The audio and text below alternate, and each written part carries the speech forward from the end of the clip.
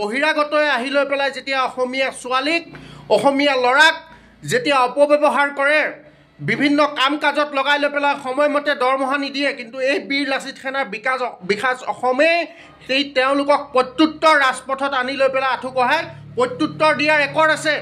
নমস্কাৰ ৰাইজ, আপোনালোক সকলোৱে দেখিবলৈ পালে যে নলবাৰীৰ বীৰ লাচিত সেনাৰ যি কাৰ্যালয়ত যিসমূহ বেনাৰ আছিল, এই যিটো ভণ্ড সংগঠন বুলি কৈছোঁ, যিটো অসমীয়াৰ জাতীয় জীৱনত কোনো অৱদান নাই, অসমীয়া যেতিয়া ৰাজপথত থাকে অসমীয়া জাতি, তেতিয়া এই সংগঠনটো ক'ত থাকে?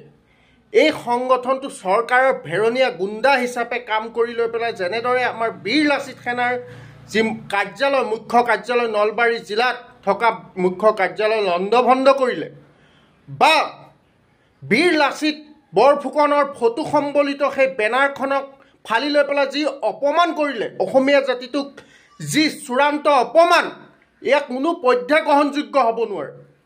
সেইসকল অসমীয়া ক'ত গ'ল?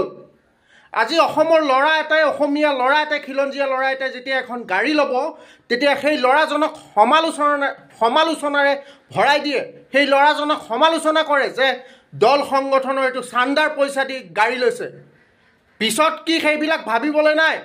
কিন্তু আজি ক'ত গ'ল যে অসমীয়াৰ যি আৱেগ, লাচিত বৰফুকনৰ যি ফটো সম্বলিত এখন সংগঠনৰ বেনাৰ ফালি পেলাইছে, তাৰ বিষয়ে কিয় আজি আলোচনা কৰা নাই?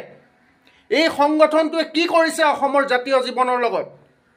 আজি চৰকাৰৰ লগত সুৰ মিলাই লৈ পেলাই আজি দল সংগঠনৰ কোনো এজন বীৰ লাচিত সেনাৰ কোনো এজন বেয়া মানুহ থাকিব পাৰে, বেয়া এজন বা লিডাৰ থাকিব পাৰে, কিন্তু সেইকাৰণে দল সংগঠনটো বেয়া হৈ যাব নেকি?